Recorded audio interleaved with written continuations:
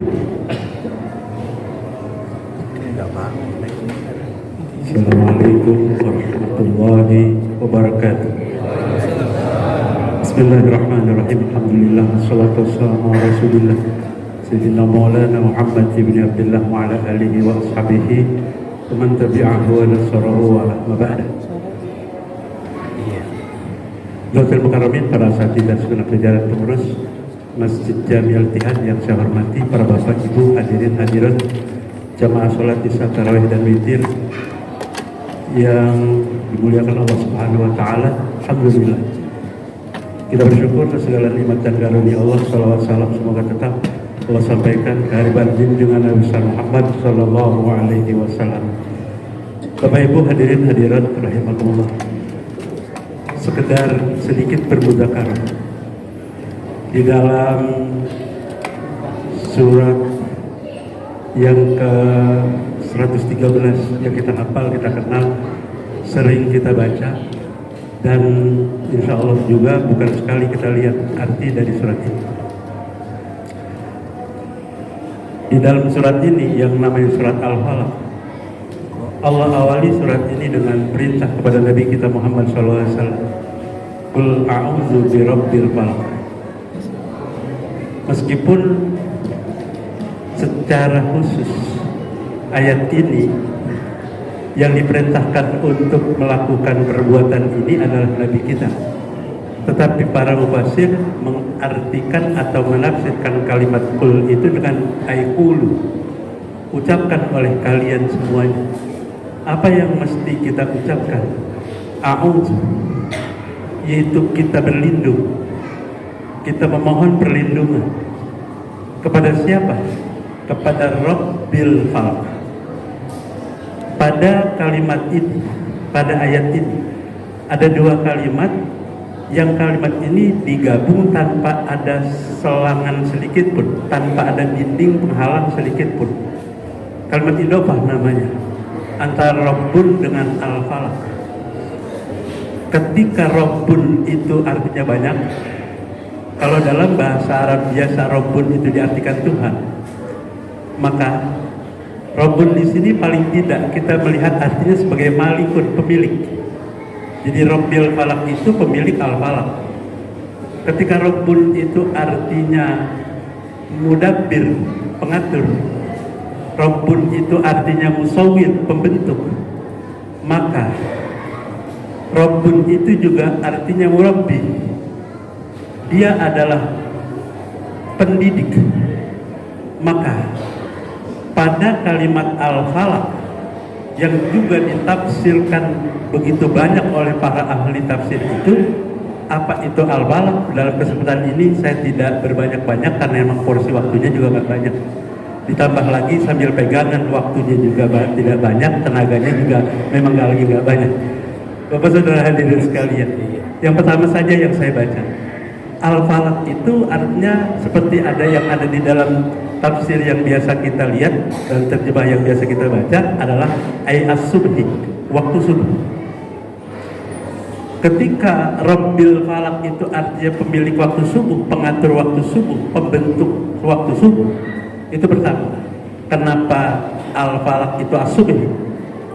Yang kedua, Al-Falaq itu artinya adalah kullu ma yuflaqu, setiap sesuatu yang dibelah oleh Allah. Itu yang kedua. Nah, pada dua kalimat ini, yang pertama dulu kita lihat, yaitu kenapa waktu subuh? Waktu subuh itu adalah mujazun. Dia seperti perumpamaan antara kehidupan sekarang kita dengan kehidupan setelah sekarang. Ya, kehidupan itu manusia pada umumnya semuanya tanpa terkecuali itu annas kal amwat. Manusia itu seperti orang mati. Sementara adur kal kubur. Tempat, negeri, rumah, desa, kampung itu kal kubur, seperti kuburan. Itu. Jadi ketika kita manusia diumpamakan seperti, yaitu orang yang tidur sebelum kita kemudian setelah itu bangun, maka ketika kita bangun dari tidur, maka apa yang terjadi setelah bangun itu tergantung apa yang telah kita lakukan sebelum tidur. Alhamdulillah, rasanya kalau sebelum tidur kita ngantongin duit nggak banyak tapi yang disimpan banyak banget, pagi-pagi seger itu Pak. Tapi kalau sebelum tidur rasanya cuman punya uang serupiah, nggak punya apa-apa, besok bangun tidur puyeng mikirin ini dan itu, nggak kebayang apa yang akan dibeli, dimakan dan lain sebagainya, itulah resiko. Dan begitulah Allah sebut dengan al-falaq ay waktu subhi, perumpamaan seperti perumpamaan kehidupan nyata sekarang kita dengan kehidupan yang lebih nyata lagi setelah sekarang. Nah, alhamdulillahnya waktu subuh itu adalah waktu yang alhamdulillah kita diberikan oleh Allah kesempatan untuk apa? Untuk membuat diri kita menjadi orang yang diberi waktu oleh Allah dengan waktu yang sangat leluasa. Hati kita dapat begitu lega, luas pada saat waktu subuh itu, semua kita tumpahkan di waktu itu. Mudah-mudahan di waktu ini insya Allah, apalagi di bulan Ramadan ini, sebelum subuh udah ditungguin. Apalagi sebelum subuh pakai ada nyarap dulu, kita nyebutnya sahur lebih awal. Insya Allah rasanya kalau setelah subuh insya Allah belum lapar. Setelah subuh, kalau setelah zuhur nggak jamin. Bapak saudara hadirin sekalian, itu yang pertama.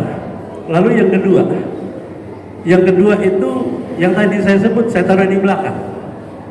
Yang kedua itu adalah ketika Nabi kita Muhammad SAW ditanya tentang mahyal falak ya Rasulullah, apa itu al-falak ya Rasulullah? Rasulullah menjawab, hiya bi'run bi jahannamah.